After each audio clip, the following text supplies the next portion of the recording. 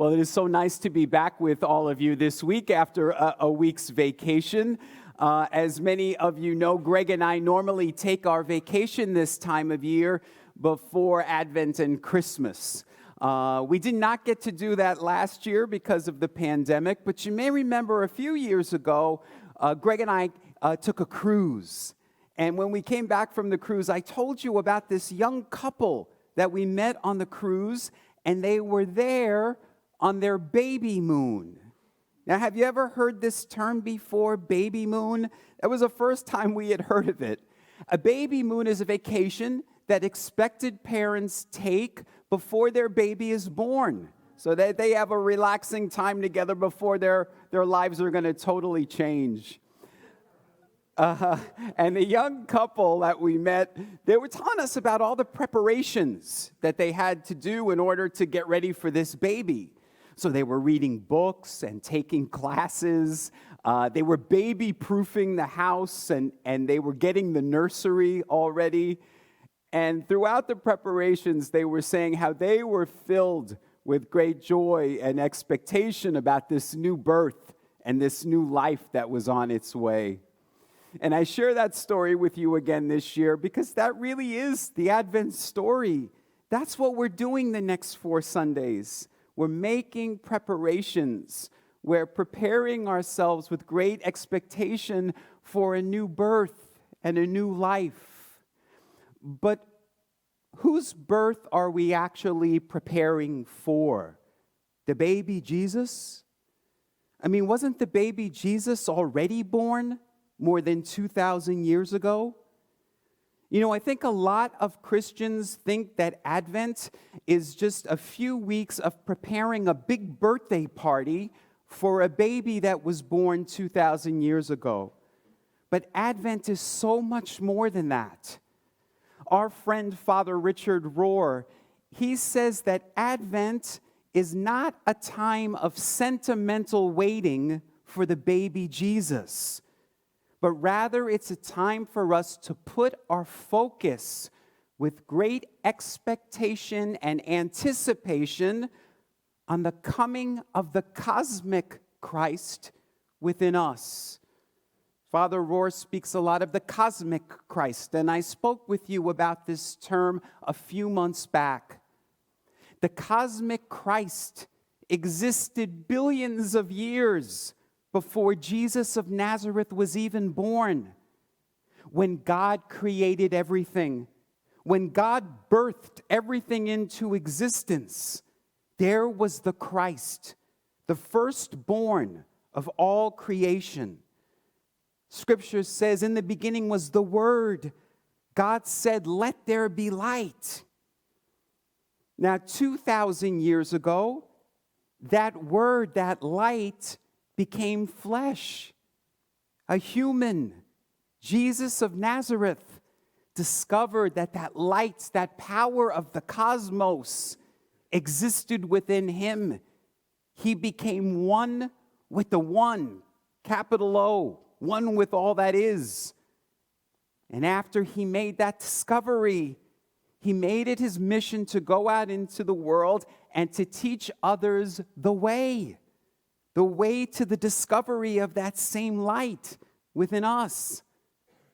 So what we're doing during Advent is we're making way, for the Son of Man to be born in us. Now, in the gospel reading for the first Sunday of Advent, Jesus speaks of the Son of Man not once, but 3 times to his apostles. And this is very confusing for us. Jesus says to them, be alert, be awake, prepare yourself, for the Son of Man is coming. Now think about it. Jesus is standing right in front of them. Why would he be telling them to prepare themselves for the arrival of the Son of Man? Well, because the Son of Man is not Jesus. I know that's very confusing because most of us growing up in the Christian church thought the Son of Man was Jesus.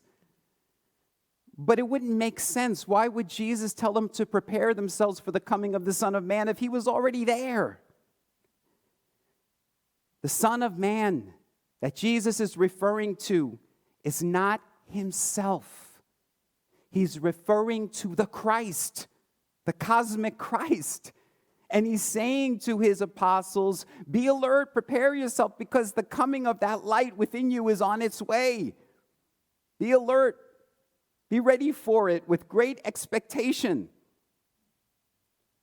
Now, also, it's confusing for us, because growing up in the Christian church, we heard that Jesus was the only begotten Son.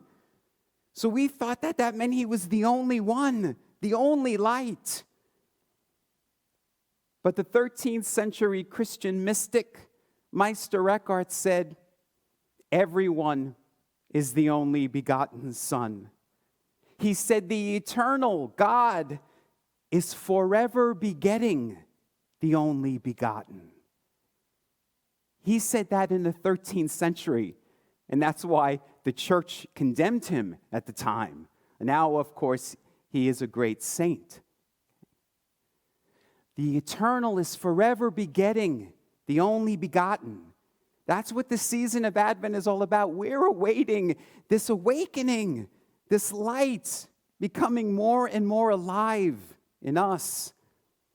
Now, the 20th century Christian mystic, Thomas Merton, the Trappist monk, he said this about this time of Advent and Christmas. He said, events and images in Scripture symbolize inner experiences. Christmas is therefore an important occasion, not just in the life of Jesus, but in our personal history. Through it, God awakens us to the divine light within ourselves. The stories in Scriptures are symbolic of what happens within us. That's what we're preparing for. We're not just having a birthday party for the baby Jesus.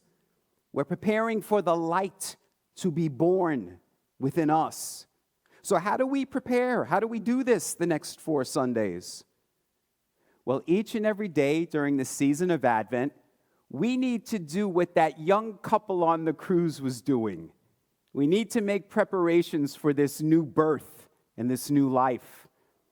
They were reading books. We need to read books. Do spiritual reading each day.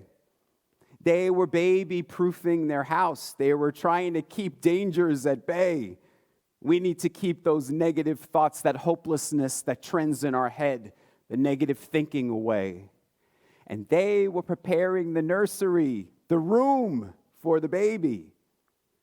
We need to take the next few weeks preparing our inner room, getting that ready. We do this through prayer and meditation. In the quiet, in the silence, each and every day, that's what we're doing. We're preparing room, making room for the light to be born in us, the light of hope and peace and joy and love.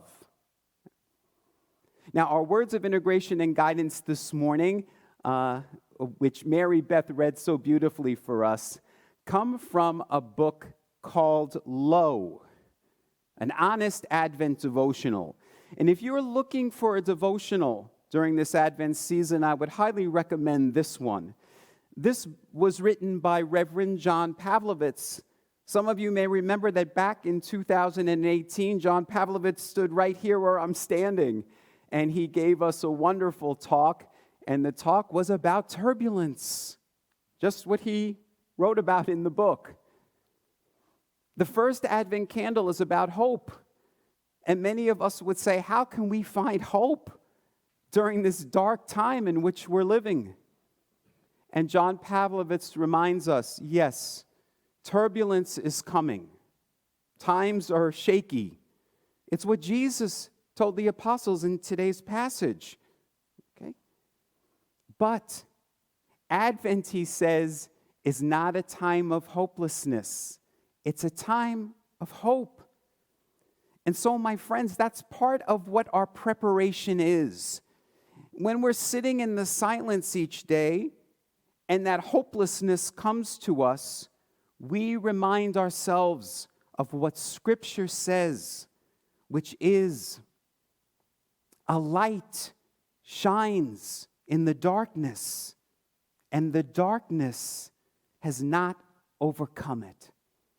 A light shines in the darkness, and the darkness has not overcome it. That's what we're putting our focus on for the next 4 Sundays. So, my friends, do not despair during this dark time in which we are living. The light is on its way, and that light is born in us. This Advent season, let every heart prepare him room. Namaste.